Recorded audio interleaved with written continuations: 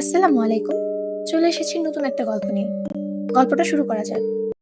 অদৃশ্য চিঠির উত্তর, পর্ব ১। হলদে পাতার অভিশাপ।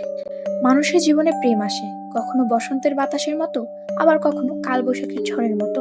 কিন্তু এমন কোনো প্রেম কি হতে পারে যা মৃত্যুর সীমানা ছাড়িয়ে ২০ বছর পর আবার ফিরে আসে?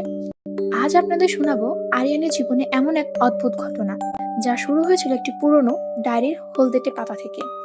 আরিয়ান একজন নির্জনতা প্রিয় মানুষ।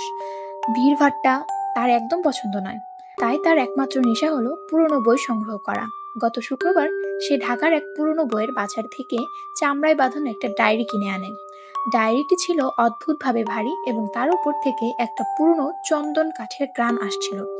সেই রাতে যখন শহরটি নিস্তব্ধ হয়ে গেল, আরিয়ান ডায়েরিটি খুলে বসল। পাতাগুলো উল্টাতে উল্টাতে সে দেখল প্রতিটি পাতায় কেউ একজন তার বিরহ এবং অপেক্ষার কথা লিখেছে। ডায়েরির একদম শেষ পাতায় গিয়ে আরিয়ান থমকে দাঁড়ালো। সেখানে একটা অসমাপ্ত চিঠি, যার তারিখ দেওয়া আজ থেকে ঠিক ২০ বছর আগের। চিঠিতে লেখা ছিল, প্রিয় অর্ক, আমি জানি তুমি এই চিঠিটা একদিন পড়বে। হয়তো তখন আমি এই ধরনীতে থাকবো না। আমাদের দেখা হওয়ার কথা ছিল সেই পুরনো কৃষ্ণচূড়া গাছটার তলায়, কিন্তু নিয়তি আমাকে সেই সুযোগ দিল না। আমি তোমার জন্য সেখানে আজও অপেক্ষা করছি। আরিয়ানের পুরো শরীর শিউরে উঠল। তার ডাকনাম তো অর্ক, কিন্তু ২০ বছর আগে তো তার জন্মই হয়নি ঠিকঠাক। তবে কি এই চিঠি অন্য কোনো অর্কর জন্য? আরিয়ান ডায়েরিটি বন্ধ করে ঘুমানোর চেষ্টা করলো, কিন্তু মাঝরাতে তার ঘুম ভেঙে গেল এক তীব্র বনু ফুলের গ্রানে। সে দেখলো তার ঘরের জানালাটা খোলা, অথচ সে নিজে ওটা বন্ধ করে শুয়েছিল। জানালার বাইরে চাঁদের আলোয় সে দেখলো এক তরুণী দাঁড়িয়ে আছে।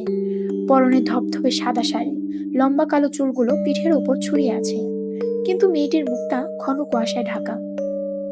আরিয়ান ডাক দিতে চাইল, কিন্তু তার গলা দিয়ে কোনো স্বর বের হলো না। মেয়েটি হাত ইশারায় তাকে কাছে ডাকছে। হঠাৎ এক ঝলক ঠান্ডা বাতাস ঘরে ঢুকে পড়ল এবং জানালার পাল্লাটা সজোরে বন্ধ হয়ে গেল।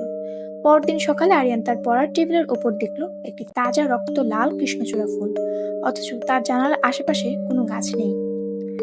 কে এই মেয়েটি? আর ২০ বছর আগের সেই মৃত মানুষের চিঠি কেন আজ আরিয়ানের জীবনে বাস্তব হয়ে ফিরে আসছে? আরিয়ান কি পারবে এই রহস্যের সমাধান করতে?